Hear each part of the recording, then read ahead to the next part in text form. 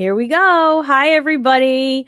We are back for a really, really special episode of Self-Care is My Job. I have an awesome guest, as usual. So it's Valentine's Day. Yay. And I really wanted, I'm not really, as a person, I'm really not all about all cozy, romantic dinners and everything. Like, I would rather just do something fun with the family or whatever. Like, my daughter is all into Valentine's Day with the hearts and the roses and the pink and everything. So I'm stuck in that right now. But at the same time, you have this other side of Valentine's Day where we can get a little spicy with it. So I have a really special guest. Her name is Danielle Savory. Hello, Danielle. Hi. Welcome. I'm super excited. Danielle is a sex coach. And you're also a master life coach, are you not? Yeah. Master certified life coach. Yeah. Oh, it's amazing. So we're going to talk. Let's talk about sex, baby. Not to be super cheesy about it, but we're going there today. So Danielle, tell us a little bit about yourself. I know we were just talking about how you live in Portland and you have 2 kids. So another mother, which I love to have those conversations too on this show. Just tell us a little bit about what you do and how did this, I always like background, right? How did you get here? How did this happen for you? How did you become a sex coach? Exactly. How do you become particularly for that conversation, must know. Yeah. So I live in Portland, Oregon. I got 2 daughters. I got a pit bull puppy named Bruce. And let's see. So how did I get here? It's one of those things when you look kind of back on your life and you're always how you're curious at the time, these things really don't match up. And then later you're like, oh, okay, that's why these things happened. And so my educational background is in neuroscience. I wanted to be a brain surgeon. So all the sciences, chemistry, that sort of thing. And then I minored in philosophy with a focus on Buddhist philosophy and Buddhist psychology. And so at the time I was really, I did the philosophy stuff because you can't really go to parties and talk about organic chemistry. And so I mean, you could, but when I whip out the flashcards, I get the looks, So philosophy just gave me something that was a little bit more intriguing, something I loved. And I ended up loving it so much in all of the intriguing conversations that I had in my philosophy classes. And so, this path of the neuroscience and then kind of contrasting that with, the Buddhist philosophy at the time, it felt so vastly different. Here's science and here's kind of spirituality. And then later in my life, I decided to stop becoming the brain surgeon that I wanted to do.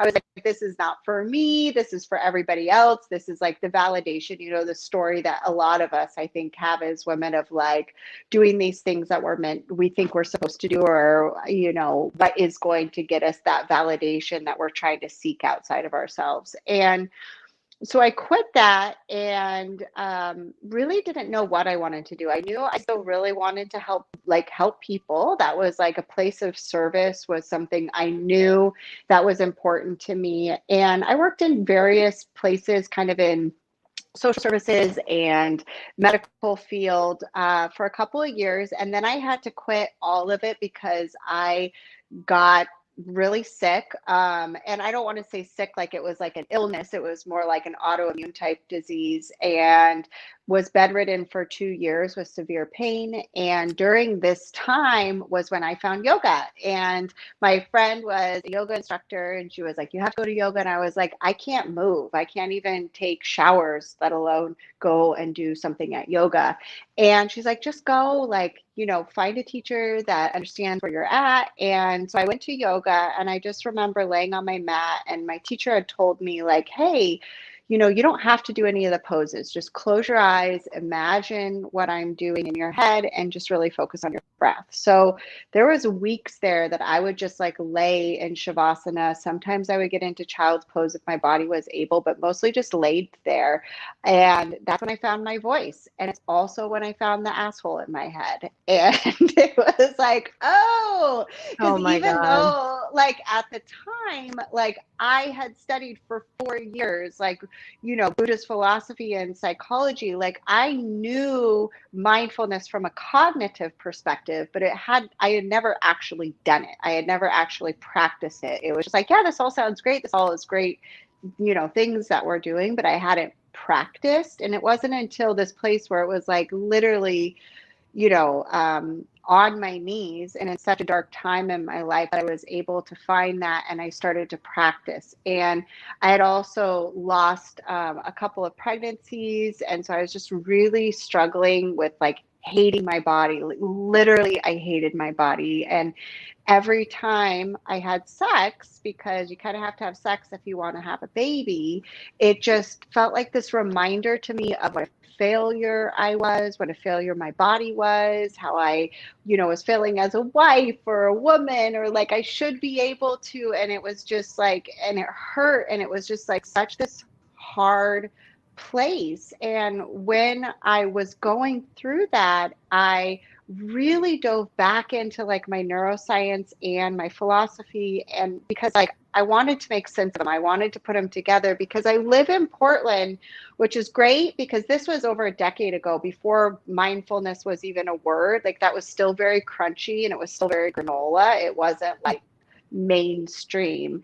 And I'm like not as much into the crunchy language, and that's all I could find. I was like, I love this is helping me, but I want to be able to understand it in my language, which is the language of science. And this is before like we were getting a lot of those studies into the neuroscience world, but it was just starting. So I started studying the pioneers like Richie Davis, and he was getting longtime meditators into MRI machines. Anyway, I found my language. I found my people. So I would like fly down to Stanford and take workshops with these guys that were talking about mindfulness in a way that related to the brain. And that helped me really be like, I want other people to know this too. And I want other people that might be afraid of the idea of yoga or afraid of the idea of sitting in meditation to understand how helpful this could be for them. So I just started teaching groups. And because it was such a struggle with me, sexuality, this is where I really did my self-study practice, and like all the things that were coming up for me during the time, all the things that were blocking me from pleasure, all the things that were blocking me from my body. And also just having a history of like sexual trauma and assault, wrapped in there was a lot. And so it was really through my own like self-practice and self-study, and then talking with other women, that's where I started making all of these connections and correlations between, sexual psychology, the brain, mindfulness, how it all fits together, really like with an emphasis on self-compassion. And then I became a coach later, and now have coached hundreds of women. And that's kind of the story of how I became a sex coach. Yeah. That is a really good story. I love that. The fact that, like you infused that form of self-care into your life of the yoga, being the type of person that you are, which I can totally relate to this, like wanting to know. In fact, I'm pretty sure I'm going to get like self-study, like tattooed on myself at some point. But like, I want to know, like I want to know why this works. Like I'm the same way. I'm actually in this right now doing this course about fascia because I'm like, just like that piece of it from an anatomy and physiology perspective, going through the yoga training. Yeah. I really just need to know like how this works and what it does, and like more. So I've become kind of a nerd with that stuff myself. Not that I'm calling you a nerd. No, totally. That's what I call myself. I'm very nerdy with it all, and I embrace it. Like I love it. And the thing that I have found really with women is like when they understand the science behind it, like the bio, especially with sex, right? When we understand our biology, when we understand our chemistry, when we understand what is going on in the brain, it's and this is what I found for myself, was it's a pathway into self-compassion, because when we can see it as a human thing rather than a me thing, we're able to remove ourselves and not make it so personal. And you really automatically, without having to make yourself feel more compassionate about what you're going through, have this compassion, have this understanding. You're like, oh, this is just how the brain works. This isn't problematic. Like, I'm not a problem. I'm not broken. There's nothing going on with me. Like, of course this is happening, because that's how my brain is wired. That's how all human brains are wired. And it just becomes this like juicy path into self-compassion and understanding for us, especially as women, when we have that piece of the science. Right. And so Yeah. when I hear the compassion piece that you're talking about, I think about like Mm-hmm. non-judgment. And Mm-hmm. I swear I was listening to your podcast a couple nights ago.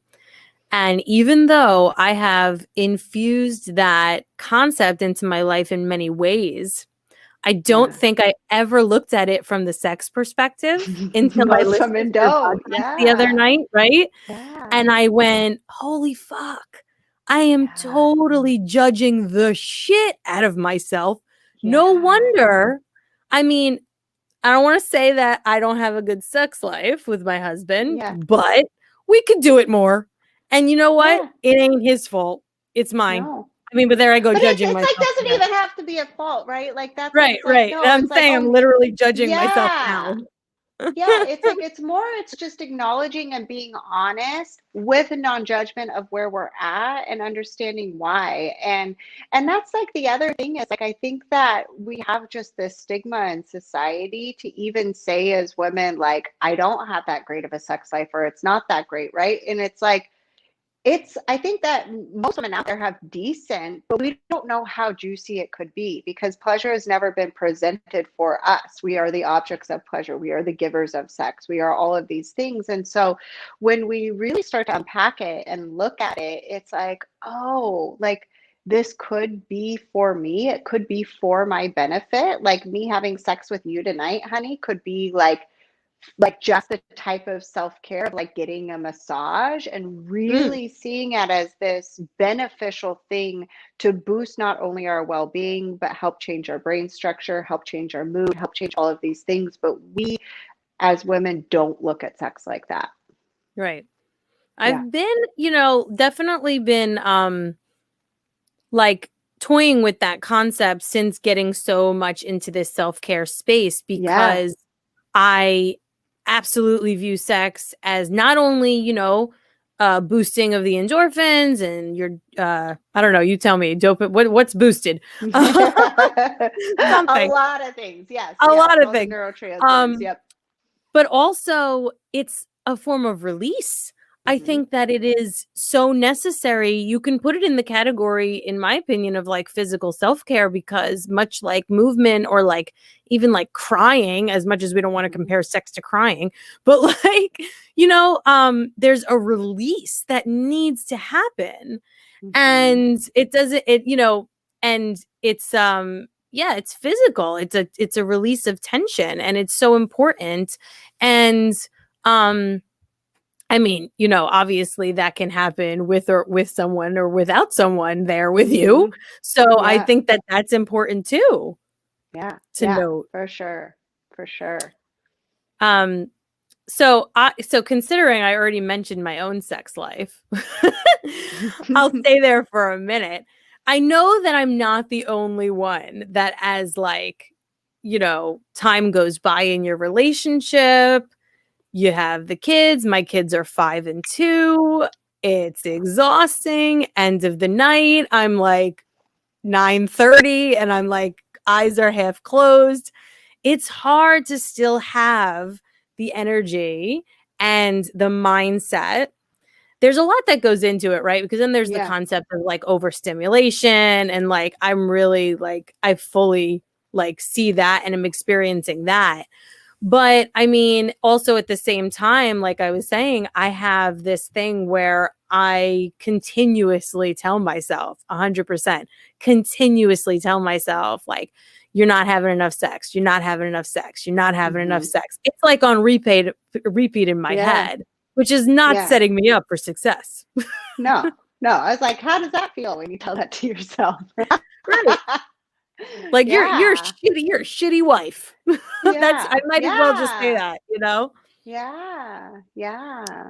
Yeah. Yeah, and I think it's like, and like you said, you're not alone in this, and most women do, and they feel, like there's a lot of shoulds around sex, I should be having it more, I should, make more of an effort, I should try, and really what it comes down to with all of this, and I'm sure you've talked about this before on your podcast, is just what those shoulds do to us. And really, when it comes to sex and when we're coming like to talking about this, it's like understanding the impact of even the should, like even if it's coming from a loving place, like oh, I want to because I know it would be good for me, or I know that would bring connection with my husband, and I feel so distant since the kids and all these sorts of things. It's still another should, right? It's like I should hang out and play with my kids more, right? Like it's like when we start putting these shoulds on us, it creates tension, and that's not the type of container for pleasure. It's not the type of container for desire. You saying you should do it, again, even if it's coming from a very loving, well-intentioned place, is not going to make you lean into sex. It's not going to give you energy. And a lot of times, because there's so many shoulds, this is what makes it feel like more of a drag at the end of the day. It's like, oh, I should really write that email. I should really whatever. Like you're literally, the way that you're talking about it is like weighing you down, and that will have a physiological effect on you. That will make you more tired. So it's even the way we're thinking about it throughout the day and we're looking up to it, right? Like if you knew you were going to go out and like see your best girlfriend and meet them for a drink, or it was this like fun thing, or you're going to go Yeah. celebrate your party, even if you were tired, to be like, oh, I'm a little tired, but like there would be this little pep to it Yeah. because of the way that you're thinking about it. And so even just acknowledging those shoulds is a huge part of our awareness when it comes to like our sexual relationships. And like instead just start be like, I could have sex tonight. Like why would I want to? And begin that conversation with yourself of why you might want to, rather than telling yourself you should. Right. The why is always like the key Mm-hmm. thing, right? Yeah. Which is Yeah. it's funny because for me it's like I know exactly why this would be beneficial. But like Yeah. you said, I had literally never like placed that same mindset work um on the concept of sex until Yeah. I heard you talk about it and I was like, duh. So Yeah. that was right. That was an eye opener and I love so much that you're piecing together like philosophy and mindfulness with like placing that the importance of mindfulness and meditation and getting Mm-hmm. out of your head and into your body so that you can improve your sex. Like I don't know if you could talk to us a Yeah. little bit about that.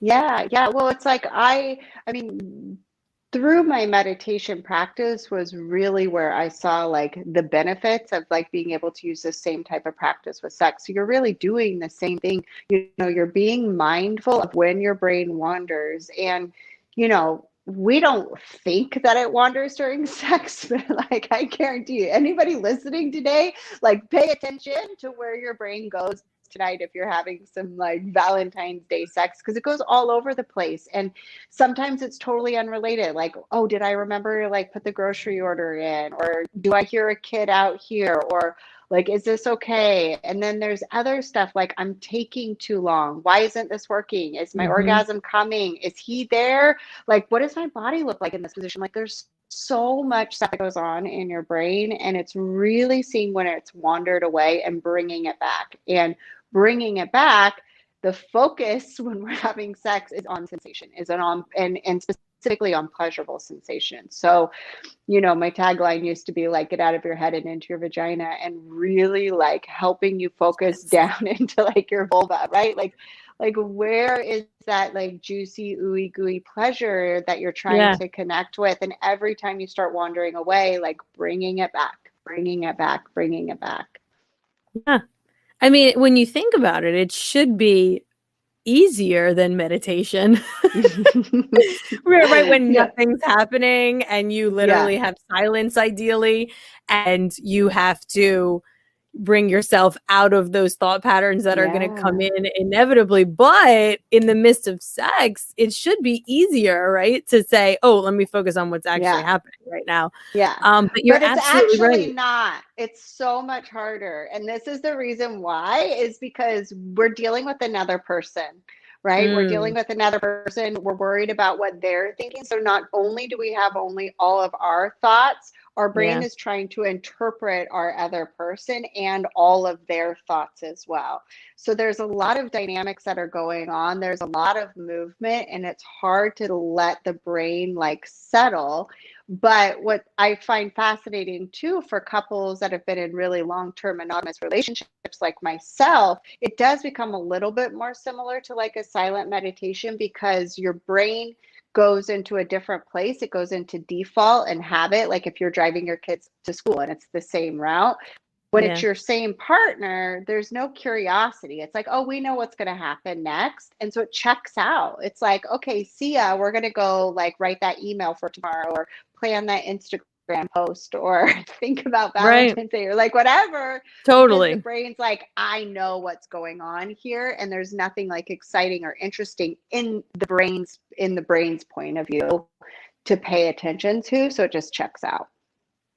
That makes total sense. And yeah, Yeah. you're right. And when you bring in that whole other piece of somebody else's wants, needs, and desires, I think especially Yeah. for women, because I think we're a little bit conditioned to be appeasing A that. little, a I little, know. Ugh. all the way. No, we're Like, like ugh.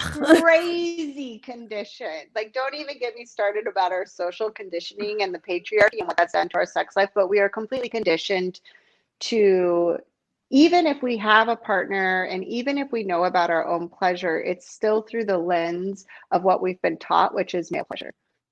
Yeah, completely. I mean, most of us are exposed to sex through porn. Hmm. Or And, like an reproduction. actual, like Yeah. really, I mean, come on, like how many of us actually learned about sex in health class? I mean, Yeah. not likely. No, don't Um, get pregnant and don't get diseases. That's what I exactly. learned. That's what we're being told. Yeah. Exactly. But it's just, so yeah, there's all sorts of things that go into that, as far as Hmm. like sort of this fear, and like you were talking about before, like tension and resistance, Hmm. Hmm. because we're scared, I mean, I'm side noting here, but I think it's worth noting the fact that there's a fear of not being sexy enough. There's a fear of getting pregnant when you're not supposed to. There's a Hmm. fear of, um, like, abuse. There's a fear Yeah. of like, you know what I mean? Like there's a lot going on that we have to move beyond in order to really be in it. Yeah. And ideally that happens when you're, very comfortable with somebody. But like you said, then you have the other issue of when you're too comfortable with somebody. Yeah. Yeah. Yeah. Well, even on that note, I think it's fascinating, because we do think about fears when it comes to sex as these big fears, right? Like you said, like abuse, or um, I forget what else you said, like body image, like any of these kind of things. But it's like also just the subtle stuff, like what happens if he asks if I like it, right? Like Yeah. it's a very simple What thing. do I Or, say? right, what do I say? Or what if he asks, what I want him to do? And these are the kind of things that even in very comfortable, loving, open relationships that you've been in for a long time will freeze your whole body up, right? So Yep. I just want anybody listening to know, like, we're not just talking about like these big ones, but it's like there's all these fears and pressures and expectations we put on ourselves. Like, what if like I don't have an orgasm? Like, I don't want him to feel bad that I didn't. So I got to get myself there, but I'm taking too long. I don't know if I can get there. And da da da, like there's all these back and forths that can create so much tension and kind of like this freezing up of the body. And it's very real. I mean, like I said, I talk to thousands of women a week. And so it's like, you're not alone if you're listening and you're noticing that these things are happening for you too. It's not just our big fears. It's like little subtle ones that usually kind of get us out of our body. Yeah. I am 100% there. I agree. Definitely, if somebody's listening, that is not, you're not the only one, because I'm with you. Like, I have been with my husband for, I don't even know. I've been with my husband for over 10 years and longer than that. I don't even know.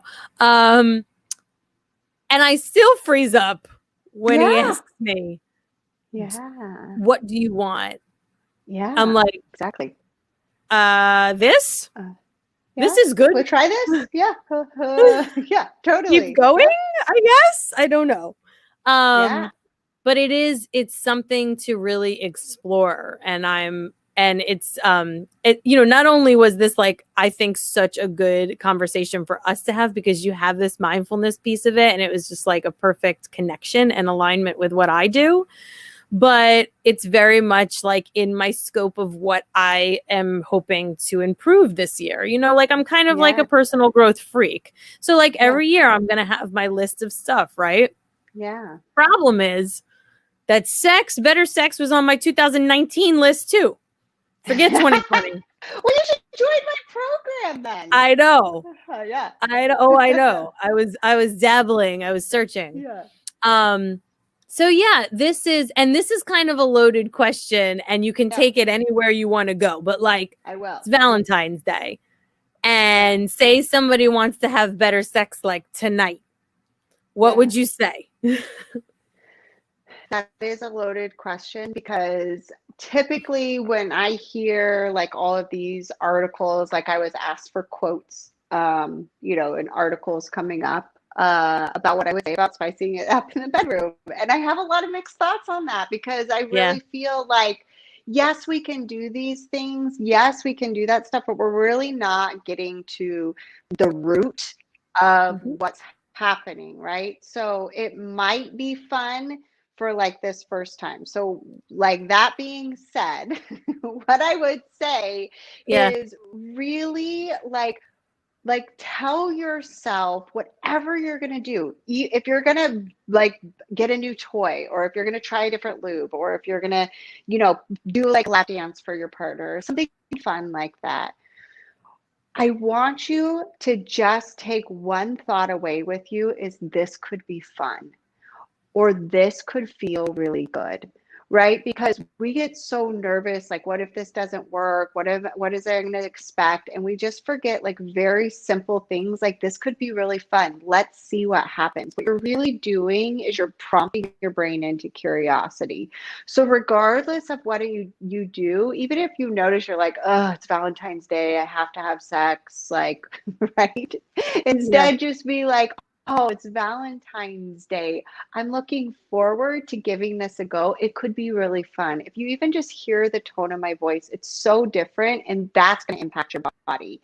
So really just work on like, this could be fun.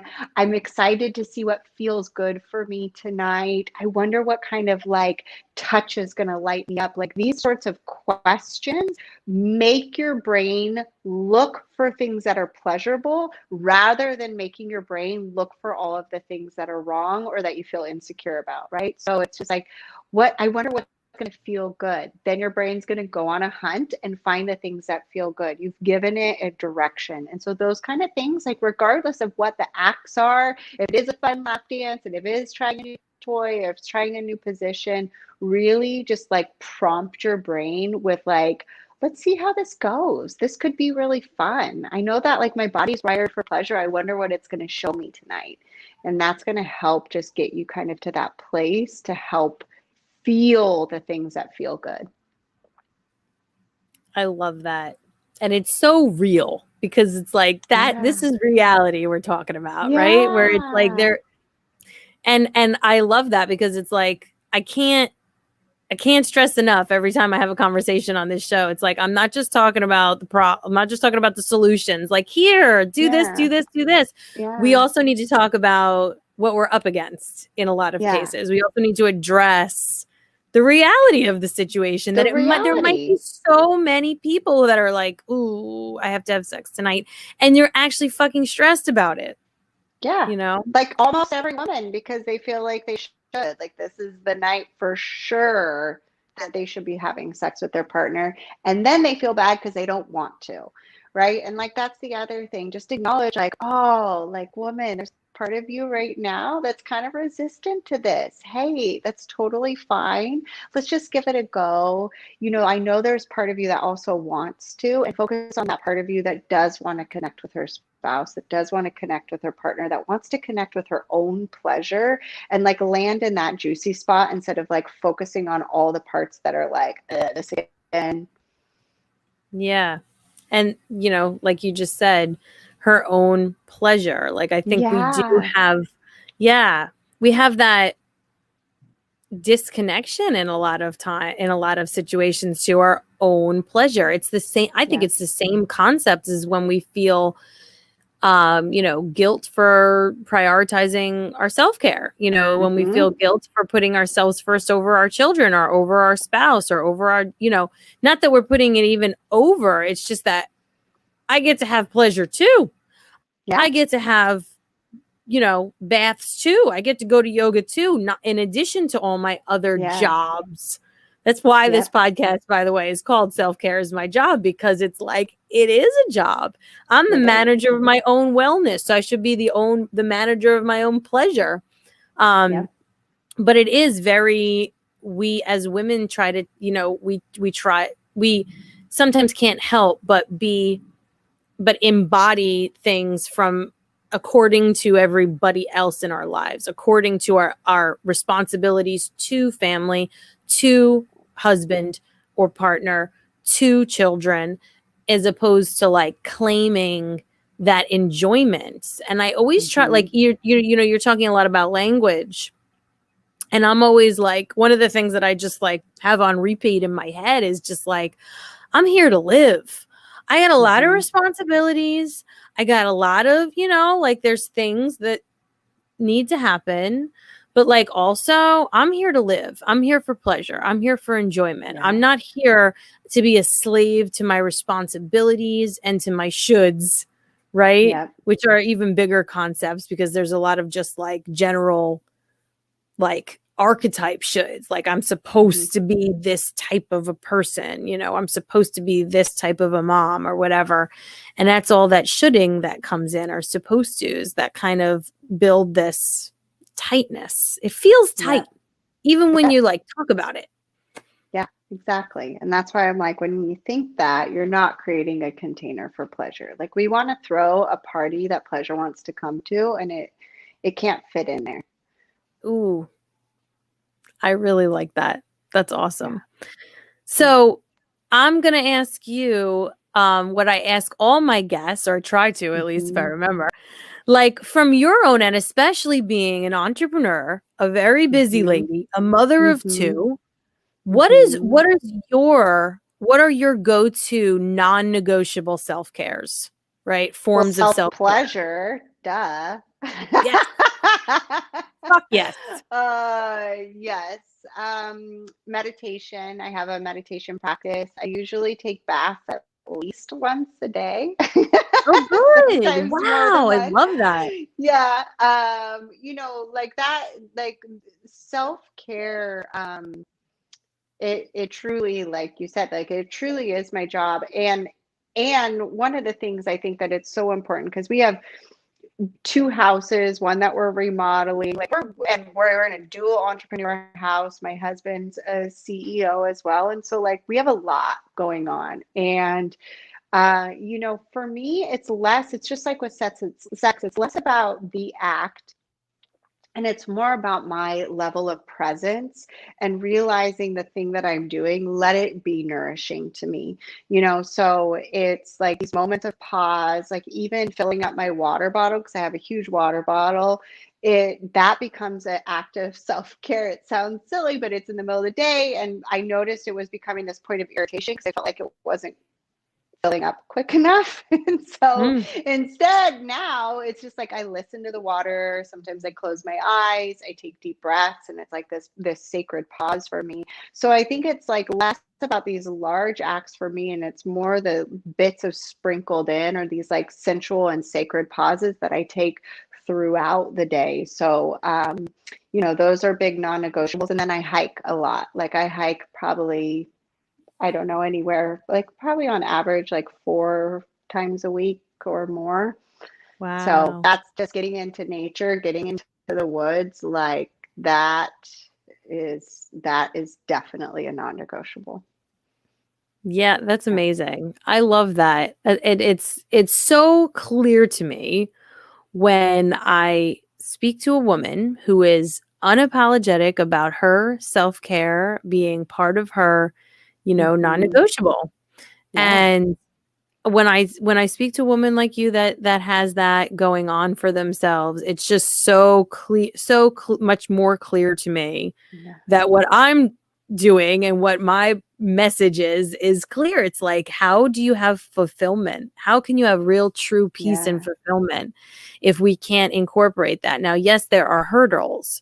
There are hurdles. And I Hmm. know, like, you must experience them. You have kids where it's Yeah. like scheduling and, how do I fit myself in? And I'm always talking about, asking for the support that you need, Yeah. setting hard boundaries, Yeah. instead of just being give, give, give, give, give. We're kind of conditioned once again to have this um default of Yeah. I'm just for everyone else. I'm just here Yeah. for everyone else. Yeah. And we can very easily lose ourselves in that. Yeah. Yeah. Yeah.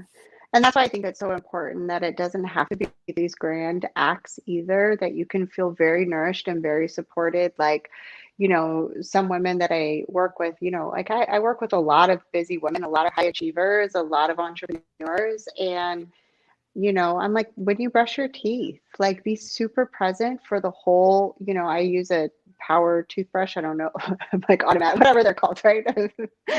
A toothbrush It's a with a powerful. battery. Yeah.